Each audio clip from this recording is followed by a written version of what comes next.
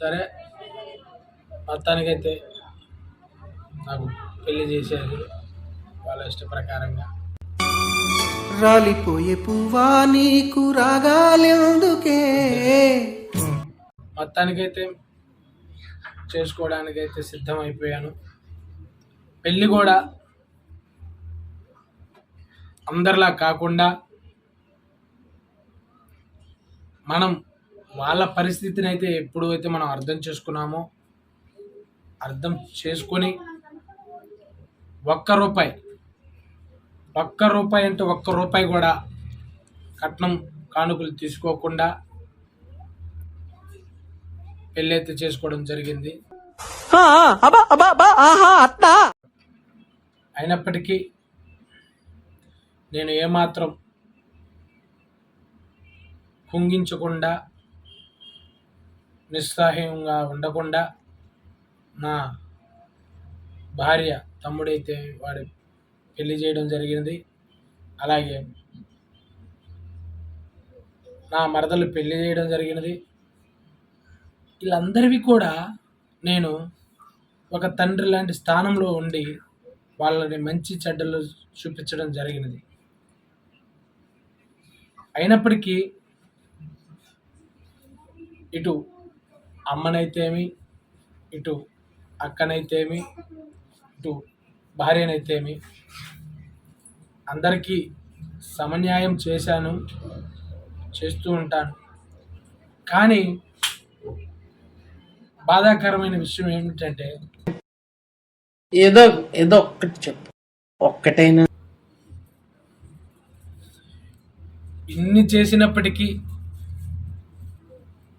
ఆఖరికి పని మనిషిని పెట్టడం కూడా జరిగినది. అయినా సరే నా చేత అంట్లు తోమించడం, బట్టలు ఉతికించడం, తడిగుడ్డ ఎలా పెట్టాలో కూడా దగ్గరుండి చూపించడం, ఆఖరికి మన ఇంట్లో ఉన్న కుక్కకి ఇచ్చిన విలువ కూడా ఇవ్వకుండా ఉండడం అనేది చాలా బాధాకరంగా ఉంది.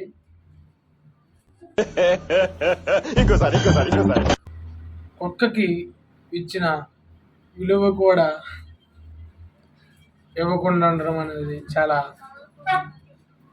బాధాకరంగా ఉంది. సరే, ఏదేమైనప్పటికీ నాకు బలవంతంగానే పెళ్లి చేయడం జరిగింది. ఆ పెళ్లి చేసిన పెద్దలు మన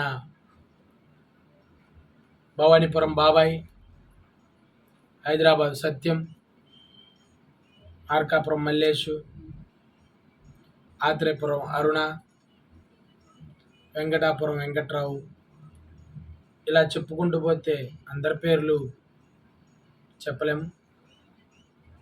వీళ్ళందరూ సంతోషంలో పాల్గొని ఎంత అంగరంగ వైభవంగా పెళ్లి చేశారు.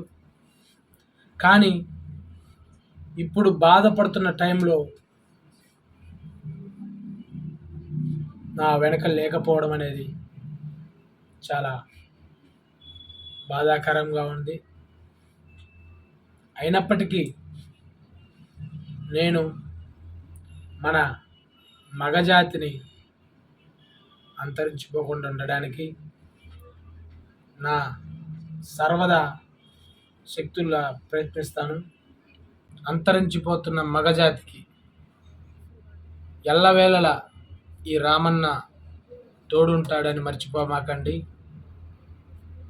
అలాగే ఇప్పుడు వాళ్ళు కొట్టారు, మనం తీసుకున్నాం, మళ్ళా మన టైం వస్తుంది, అంతకి రెట్టింపు వాళ్ళకి మనం ఇస్తాము.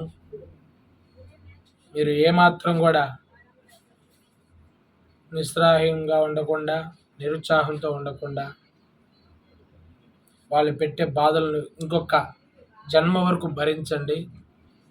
ఆ తర్వాత మళ్ళా మన టైం వస్తుంది, ఆ జన్మలో మనమేంటో చూపిద్దాం. అప్పటికి మీకు అండగా ఈ రామన్న తోడుంటాడు.